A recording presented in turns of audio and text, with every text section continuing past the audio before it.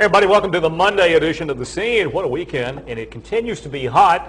And today is Education Day here on The Scene. We're going to be talking to some folks, various people of the year, and also we had the Teacher Appreciation of the Year. And what other meeting was it today? There was the Staff Appreciation, bus drivers, custodians, secretaries. It was great. In Christian County today, and the speaker at both of those was our guest today, Jamie Vollmer. Welcome. Thanks. And I'm gonna try to figure out here exactly what you do. I know you speak about, as you say, the relationship between schools and the community. Right. Specifically and especially the business community. Okay. And I was reading your book, I wasn't reading the book, folks, I was reading the back.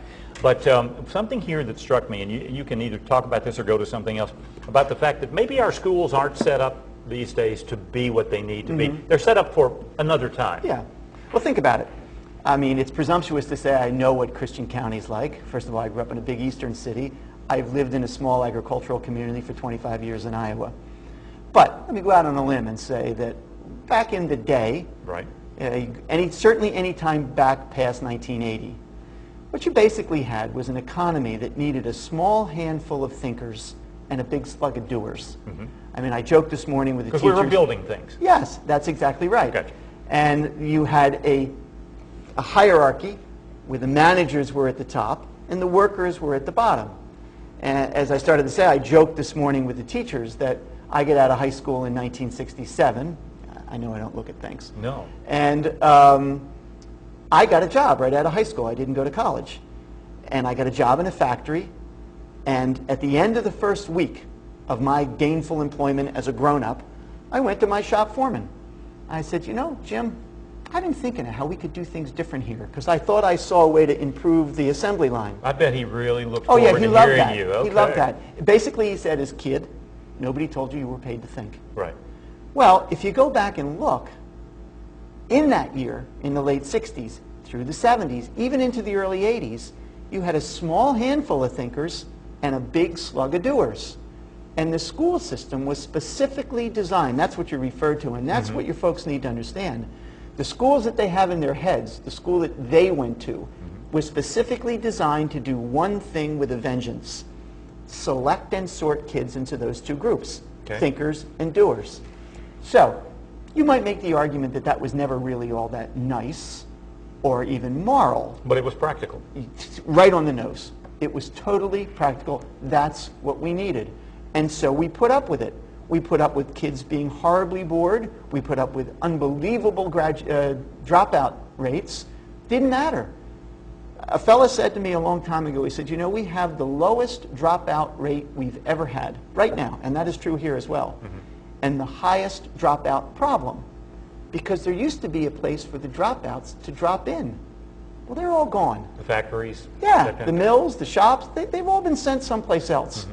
So what you got then, what you have astutely identified is, we've got a school system designed for an America that no longer exists. Okay. And part of the it's like watching Ozzie and Harriet or something, basically. Yes, that's exactly right.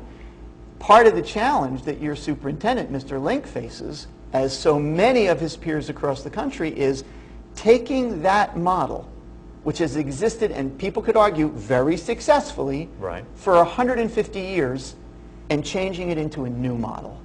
A model that has one goal, not selecting and sorting, but looking at every kid when they show up and say, what are we going to do to unfold the full potential of that child? Every child. No school system on the planet Earth has ever attempted what yours are trying to do right now and need to do. Okay. You'll find out more about what he had to say, of course, on News Tonight, but I do want to touch base on this. You've written, I assume, multiple volumes. Is that Actually, this is the very first book. This is the first book. Okay. In your world, the videos came first. Okay. Now, if people want to find out more about you and your ideas and all that, what's the best source of information from you? That's very generous. JamieVollmer.com. Okay. That's JamieVollmer. JamieVollmer.com. The book's also available on Amazon and Barnes and things online. But yeah, if they want to find out more about what we're doing, that's it. I will say this. As far as I'm concerned, it's unbelievably flattering to be asked to be here because I was here a year and a half ago. So it is proof that you can fool some of the people all the time. There you go. But the real action is local.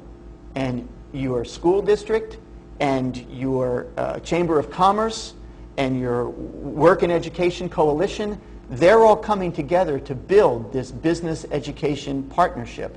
That's where the action is locally.